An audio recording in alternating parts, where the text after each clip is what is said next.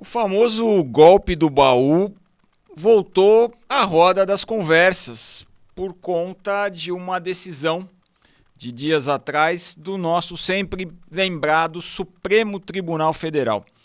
O Supremo Tribunal Federal analisou um caso em que a matéria discutida tem repercussão geral e vale dizer, vai repercutir para todos os tribunais do Brasil.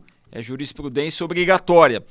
No sentido de que, tendo um dos que vai se casar com mais de 70 anos, o homem ou a mulher, o companheiro e a companheira, podem definir qual vai ser o regime de bens dessa relação. Ou seja, o homem tem 70, a moça tem 20, ou o contrário, ou ambos acima de 70, vão poder definir qual vai ser o tratamento dos bens aos bens que amealharem durante essa relação. Por quê? Porque a lei determinava que acima dos 70 o regime era o de separação obrigatória. Buscava-se com isso evitar o famoso golpe do baú, de maneira que muitas vezes o idoso era convencido, era sensibilizado, era induzido a aceitar aquela situação na qual, por interesses econômicos e financeiros, ele teria que determinar parte do seu patrimônio para aquela companheira. E os herdeiros ficavam a ver navios e muitas vezes ficavam arrepiados com essa divisão. Mas é importante entender o contexto histórico disso. Antes do Código Civil, lá atrás do nosso Código de 2002, tínhamos lá a obrigação para maiores de 50 e 60 mulheres e homens.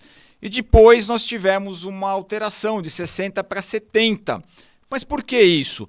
Porque a expectativa de vida também subiu. Se na década de 80 nós tínhamos uma expectativa de 68, 69, 70 anos, isso sobe de maneira muito relevante, chegando a 75, 76 anos como média de vida hoje. E, portanto, outros fatores também, como as pessoas se cuidando mais, as pessoas usando muitas vezes medicamentos e tratamentos que permitem uma continuidade na sua atividade sexual ativa, enfim. Com tudo isso, a expectativa subiu. E o que o Supremo está entendendo? O Supremo está entendendo o seguinte: nós estamos criticando a todo momento o preconceito em relação à idade, que é o famoso etarismo.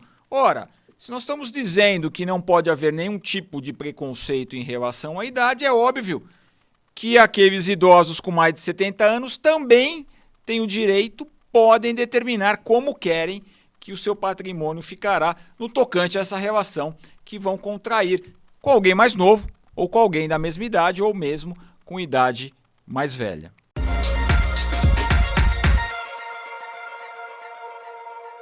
Nós já vínhamos discutindo nos tribunais essa situação.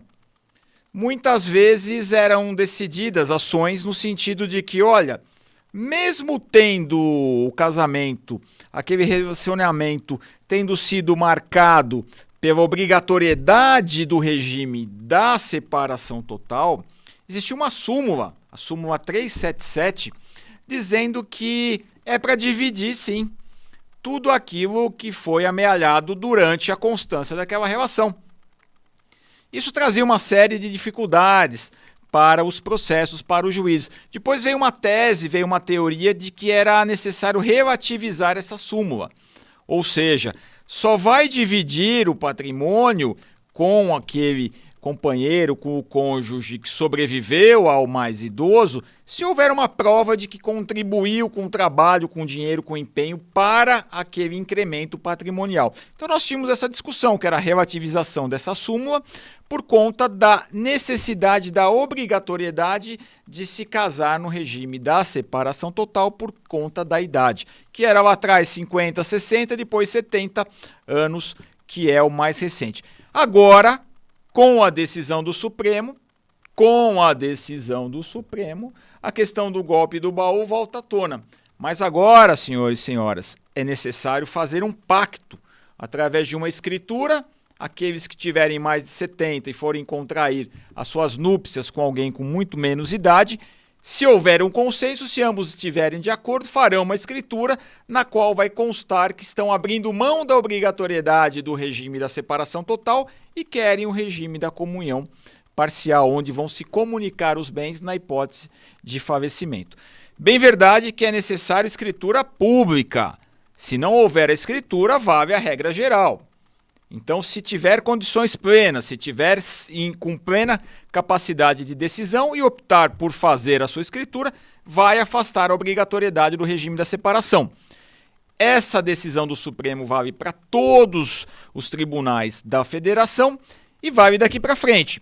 As pessoas que querem, porventura, mudar o seu regime por força dessa decisão terão que pedir ordem judicial. E essa alteração vai impactar os bens somente a partir de agora. E não dá para usar essa tese nos casos em que já se está discutindo no judiciário. Volta à tona, então, a ideia do famoso golpe do baú, mas agora com uma interpretação muito mais coerente, muito mais sistemática, muito mais inclusiva no contorno da diversidade e da inclusão, no sentido de não podemos desprestigiar, não podemos desvalorizar o pensamento e a vontade, só porque a Kemi Nubente tem mais do que 70 anos. É uma prática, então, portanto, que condena esse comportamento do Supremo, condena o famoso etarismo, que é você diferenciar, que é você descriminalizar, você prejudicar e desfavorecer aqueles que já estão com 70 anos, muito bem de saúde e muito prósperos para continuar a sua vida social e amorosa.